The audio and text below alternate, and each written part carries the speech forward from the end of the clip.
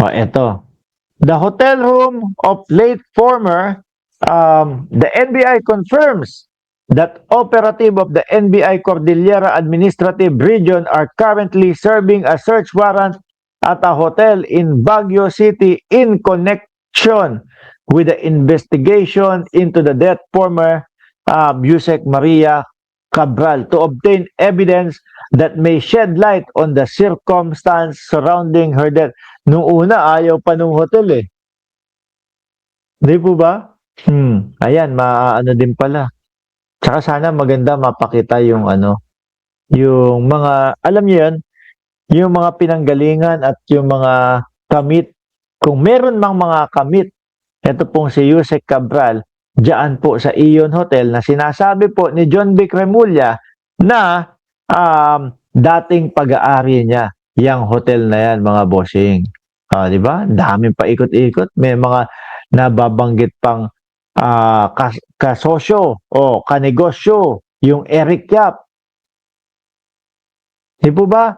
Tapos yung Eric Yap na yun, mga bossing, kasama doon sa di umano na merong eskandalo din. Kasama sa eskandalo ng flood control. Ay.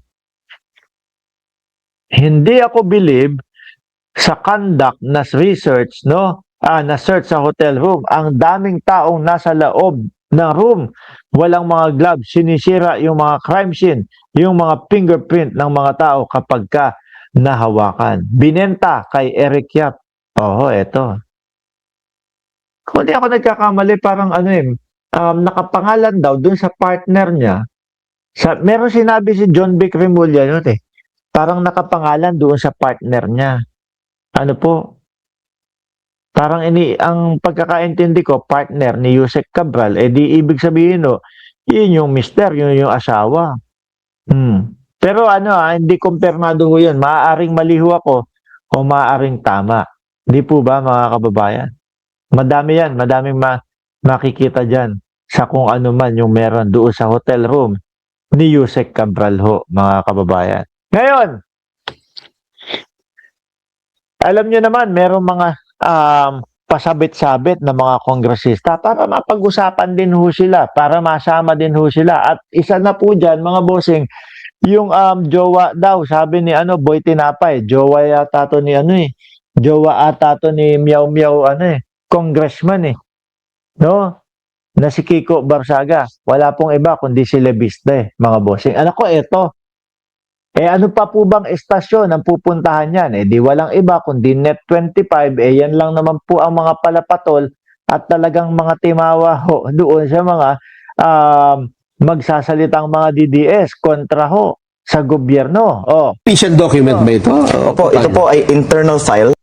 Meron daw pong mga dokumentong hawak, ito pong si Lebiste, mga kababayan, na galing daw po kay Cabral. Mamaya, papakita ko sa inyo yung sagot po, mga bossing, kung paano napunta dyan sa kamay ni Lebiste. Official document ba ito?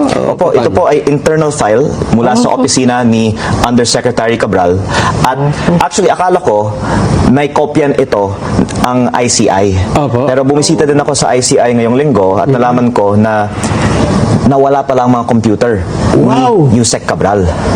Totoo naman kaya yun. Kasi yung mga ibang salaysay nitong bata na ito, mga bossing, hindi ka panipaniwala po ano?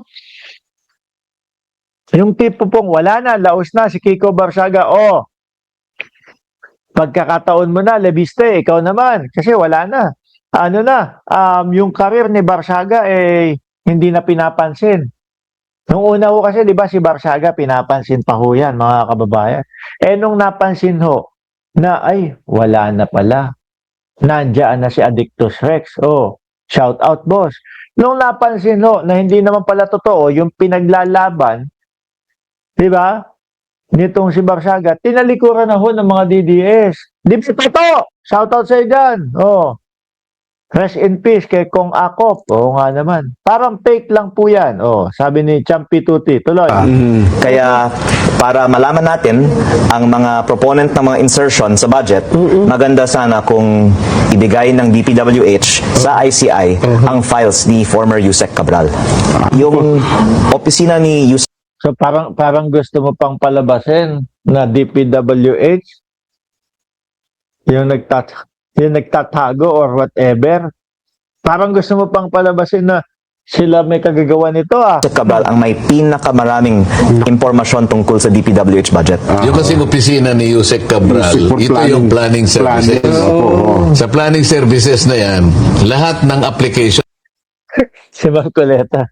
Ay, alam niyo naman po mga bossing. Kaya ang mamamayang Pilipino kumbaga, butong-buto ho kay Ping Lacson, kay Panfilo Lacson, dahil alam niyo naman po ang estiluhan nitong si Marcoleta, mga kababayan. Di ba? Yan, nung panahon, nung kanyang Blue Ribbon Committee, halata naman, iniiwas niya ang mga Duterte sa mga ganyang flood control. Di ba? Sa mga ghost project. Oh, sa hawak niya eh. Opo. So meron siyang information management system, nandyan yung PCMA, nandyan yung MYPS, Aha. nandyan yung Survey 123. Opo. Alam mo, lahat ng repository ng data nandun sa services na yon. ang dali putulin na ho natin ito mga bossing. Bakit? Ito na po agad yung sagot, no? Yung sagot agad sa kanila. Nako, mukhang inagaw, pinwersa, may pamumwersa pang ano tong si Labiste, no? Mukhang inagaw, pinwersa, mga kababayan, para mapasa kamay niya yung mga dokumento galing po kay Yusek Cabral, mga bossing. Inagaw, talaga nagkasugat daw ho, mga kababayan. O eto, no? Panoorin natin at basahin natin. Congressman Leandro Lebiste forcefully took papers from Yusek Cabral's office daw ho, mga boss. No? Totoo po ito. Nangyari mismo sa opisina ni Yusek Cabral gabi bago ang hearing. Ayon sa kwento, pumasok si Congressman Leandro Lebiste at agresibong inagaw ang mga papeles mula sa kamay ni Yusek Cabral. Bakit kaya? Ano kaya ang tanong doon? Kabado? Baka sila naman ho ang kabado. Dahil baka nandoon sa listahan na yon mga kakampi nila sa politiko, sa politika. Kaya biglang naghablot, inagaw. Di ba? Dahil sa biglaan at marahas na pagkuha, nahiwa pa raw ng papel ang daliri ni Yusek Cabral. Ganun ho yun Kasi kapag kayong biglaan, pag biglang hata, nakakaano ho yun. Yung tipo, minsan sinulid, di ba? Although manipis, malambot at ano lang yan, mahinang klase. Pero kapag bigla mong hinatak na ganun, nakakapaso, nakakahiwa, nagiging matalim, di ba? Dahil sa biglaan at marahas na pagkuha,